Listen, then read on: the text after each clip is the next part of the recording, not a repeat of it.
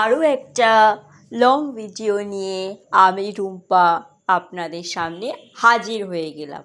আজ শুধু আমার ডেইলি লাইফস্টাইল যে শেয়ার করব তা নয়, আমার মনের কিছু কথা আপনাদের সামনে তুলে ধরব। আচ্ছা, আমরা যারা সকাল থেকে বিকেল দুপুর সন্ধ্যা রাত পর্যন্ত সংসারটাকে ধরে রাখার চেষ্টা করি, সাজিয়ে রাখার চেষ্টা করি, আমরা কি শুধুই ঘর মোছা, বাসন মাজা, বিছানা গোছানো, ঝাড় দেওয়া এইগুলোই করি? শুধুই সন্তানদের দেখাশোনা করি, আর কি কিছু করি না?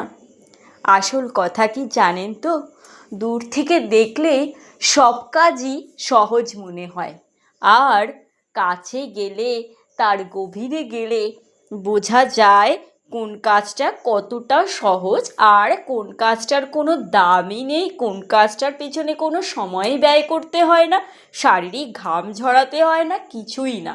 দূর থেকে দেখলে সব কিছুই সহজ মনে হয়। সেটা অফিসে বসে কাজ করাই বলুন, আর সংসার সামলানোর সংসারের কাজ করাই বলুন।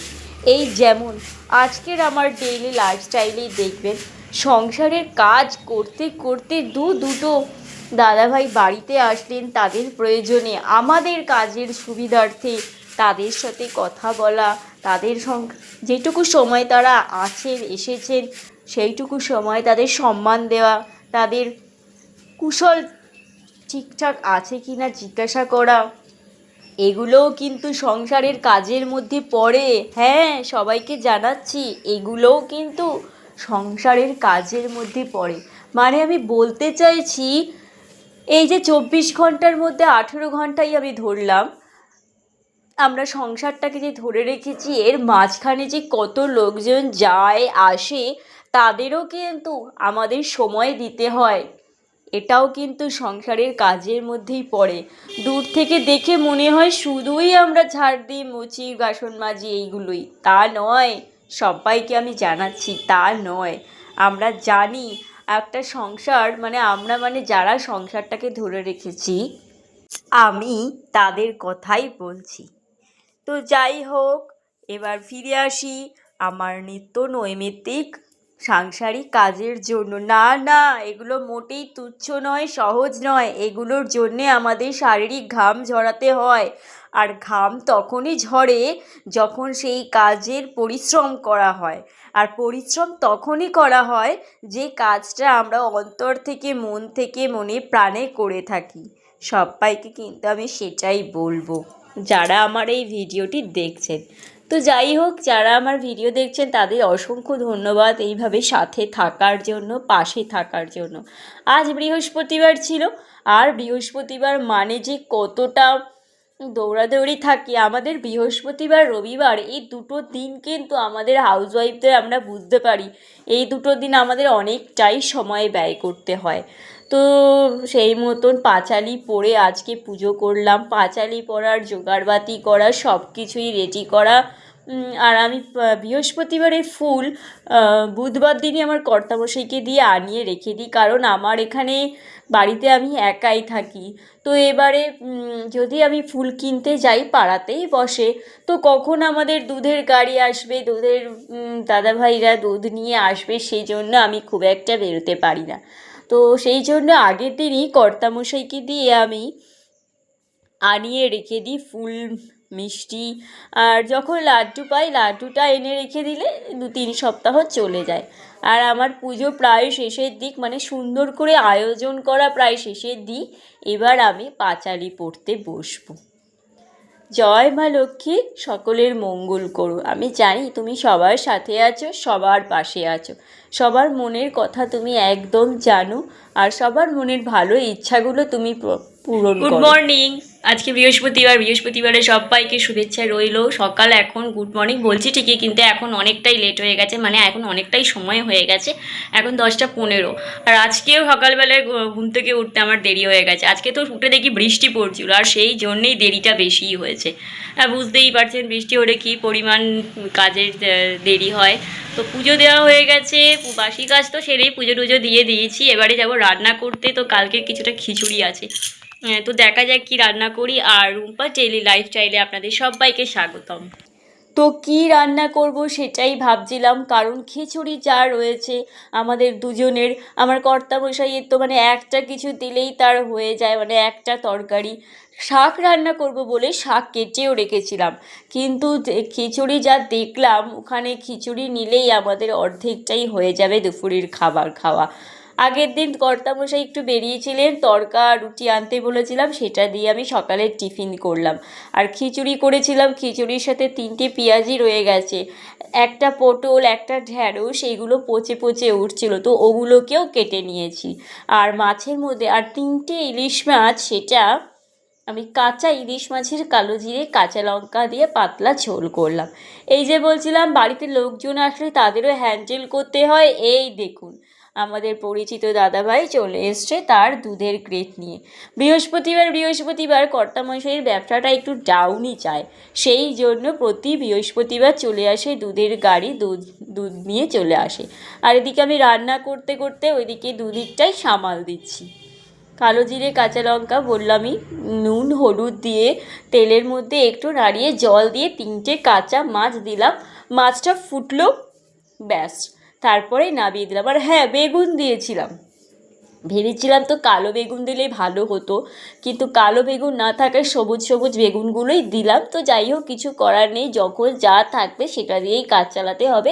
আমার কর্তামশাই খুব ভালোবাসে ইলিশ মাছের মধ্যে বেগুন, মানে রান্নায় বেগুন দিলে, মাছের ঝোলে বেগুন দিলেও খেতে খুবই ভালোবাসে। তো যাই হোক, এইভাবেই করে দিলাম।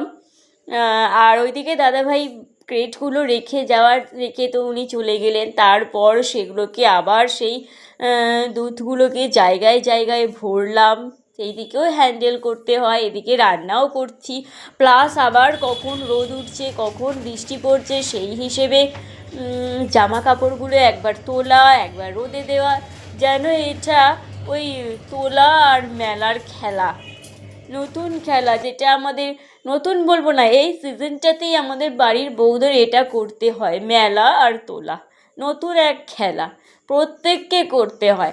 আর যাদের ছাদে মেলেন তাদের তো যেন আরও অসুবিধা, দৌড়ে দৌড়ে যাও, দৌড়ে দৌড়ে আসো, এই দৌড়াদৌড়ি করতে গিয়ে কখন যে পাটা স্লিপ কাটে, সেটা কতটা রিস্ক নিয়ে যে আমরা করি এগুলো কিন্তু আমরাই জানি। আর আমার মাছের ঝোল রেডি, কিন্তু আমার ধরেছিলাম কর্তামশাইকে 2 পিস মাছ দেবো, তো আমার কর্তামশাইয়ের 1 পিস মাছই হয়ে গেছে, যার জন্য আমি 3 পিস মাছ নিলাম, সেখান থেকেও আবার 1 পিস মাছ থেকে গেল কালকের জন্য। এই হয়, ওকে 1 পিসের বেশি 2 পিস দিলেও খাবেই না। এরপর দেখুন আর একজন দাদাভাই চলে আসলেন, যদিও উনি দাদাভাই হবেন না, মেসোমশাইয়ের মতনই হবেন। আমার 4টে শাড়িতে ফলস পিকো করানোর ছিল, সেই জন্যেই দিয়েছিলাম, আর আজকে সেগুলো দিয়ে গেল। সবই ওই সংসার, মানে সকালবেলার ব্যস্ততার মধ্যেই এত কিছু করতে হয়। আর অর্ধেকটা আনারস কাটা ছিল, সাইড দিয়ে দেখছি পচে যাচ্ছে, ভেবেছিলাম আজকে আর কাটবো না, কারণ আজকে এমনি চাপ থাকে, কাটবো না, কিন্তু না, দেখলাম যে ওটা যদি না কাটি আজকে, তাহলে আর আগামীকাল হয়তো যেটুকু থাকবে সেটুকুও খাওয়া যাবে না। বুঝতে পারলাম না আনারসটা কেন পচে গেল। হয়তো আমি যেদিন এনেছিল সেদিনকে পরিষ্কার পরিচ্ছন্ন করে যদি ফ্রিজে ভরে রাখতাম, ডালপালা সমেত বাইরেই রেখে দিয়েছিলাম, ফ্রিজে রেখে দিলে হয়তো নষ্ট হতো না। তো কেটে তো রাখলাম, খাওয়া কখন হবে তাও জানি না। আর এই যে শাড়িগুলো উনি দিয়ে গেলেন, আর এই চুড়িদারটা সাইড আর হাতায় একটু মুড়তে হয়েছিল, সেটার জন্যেও এই 4টে শাড়ি আর একটা সালোয়ার দিয়েছিলাম। তো সেগুলোকে আবার ভাঁজ করে করে জায়গায় রাখা, কাজ কি কম আমাদের, কাজের শেষ নেই। এই করতে করতেই সকাল থেকে দুপুর, দুপুর থেকে বিকেল, বিকেল থেকে সন্ধে। তবে হ্যাঁ, আমার যেমন সন্ধেবেলার দিকটাতে অতটা চাপ থাকে না, এই সন্ধে দেওয়া, চা করা আর রুটি করা, তো এই আর আমার অবশ্যই হ্যাঁ, ফোনের এডিটিংটা আমি এই সন্ধ্যের দিকেই করে নিই। তাও তো বলুন, একটা এডিটিং করতে কতটা সময় লাগে, আমি তো বিশেষ কোনো এডিটিং করিও না, তাতেই আমার 2 ঘন্টা থেকে 2.5 ঘন্টা, থাম্বনেল সেট করা, এগুলো কি কম, তাই না? তারপরে ভিডিওগুলো হয়ে গেলে সেগুলো ডিলিট করে গ্যালারিটা ঠিকঠাক রাখা, অনেক অনেক কাজ। তো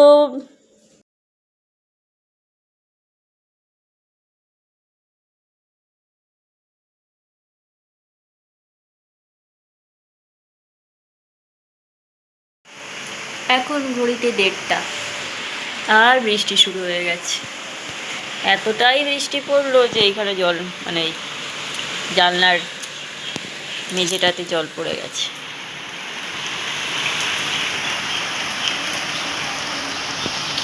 প্রতিদিন একবার করে বৃষ্টি হবেই হবে।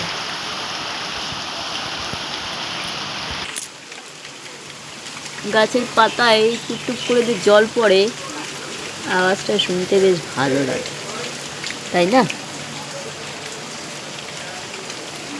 কর্তামশাই গেছে স্নান করতে, এবারে খেতে যাব। আজকে সারা দিনের রুটিন আমি আপনাদের সঙ্গে শেয়ার করলাম। এই যে আমার কর্তামশাই খাবে কি, সে তো ফোনের দিকেই তাকিয়ে আছে। আমি যখন বললাম সে এক গাল হাসলো। তো আমি আমার ভিডিও এবার এখানেই সমাপ্ত করব। আবারও 24 ঘন্টার জন্য আপনাদের সঙ্গে টাটা। আবারও 24 ঘন্টা পরে আবারও একটা ভিডিও নিয়ে চলে আসব। ততক্ষণের জন্য অবশ্যই আপনারা ভালো থাকবেন, সুস্থ থাকবেন আর বাড়ির সকলকে ভালো রাখবেন। তো এখন আমি আমার ভিডিও সমাপ্ত করলাম। টাটা সবাইকে।